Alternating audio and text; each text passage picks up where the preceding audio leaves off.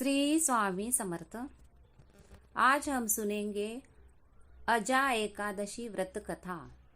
कुंती पुत्र युधिष्ठिर कहने लगे कि हे भगवान, भाद्रपद कृष्ण एकादशी का क्या नाम है? व्रत करने की विधि तथा इसका महात्म्य कृपा करके कहिए। मधुसूदन कहने लगे कि इस एकादशी का नाम अजा है।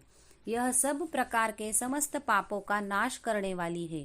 जो मनुष्य इस दिन भगवान ऋषिकेश की पूजा करते हैं उसको वैकुंठ की प्राप्ति अवश्य होती है। अब आप इसकी कथा सुनिए। प्राचीन काल में हरिश्चंद्र नामक एक चक्रवर्ती राजा राज्य करता था। उसने किसी कर्म के वशीभूत होकर अपना सारा राज्य व धन त्याग दिया, साथ ही अपनी स्त्री, पुत्र तथा स्वयं को बेच दिया।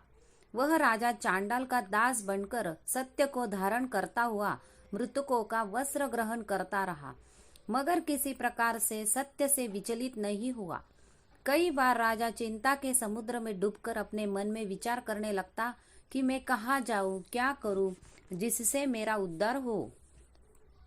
इस प्रकार राजा को कई वर्ष बीत गए। एक दिन राजा इसी चिंता में बैठा हुआ था कि गौतम ऋषि आ गए। राजा ने उन्हें देखकर प्रणाम किया और अपनी सारी दुख भरी कहानी कह सुनाई। यह बात सुनकर गौतम ऋषि कहने लगे कि राजन, तुम्हारे भाग्य से आज से 7 दिन बाद भाद्रपद कृष्ण पक्ष की अजा नामक की एकादशी आएगी। तुम विधि पूर्वक उसका व्रत करो। गौतम ऋषि ने कहा कि इस व्रत के पुण्य प्रभाव से तुम्हारे समस्त पाप नष्ट हो जाएंगे। इस प्रकार राजा से कहकर गौतम ऋषि उसी समय अंतर्ध्यान हो गए। राजा ने उनके कथनानुसार एकादशी आने पर विधि पूर्वक व्रत व जागरण किया।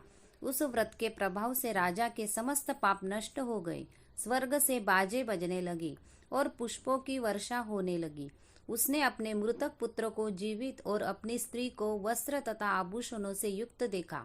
व्रत के प्रभाव से राजा को पुनः राज्य मिल गया। अंत में वह अपने परिवार सहित स्वर्ग को गया। हे राजन, यह सब अजा एकादशी के प्रभाव से ही हुआ। अंततः जो मनुष्य यज्ञ के साथ विधि पूर्वक इस व्रत को करते हुए रात्रि जागरण करते हैं, उनके समस्त पाप नष्ट होकर अंत में वो स्वर्गलोक को प्राप्त होते हैं। इस एकादशी की कथा के श्रवण मात्र से अश्वमेध यज्ञ का फल प्राप्त होता है। श्री स्वामी समर्थ।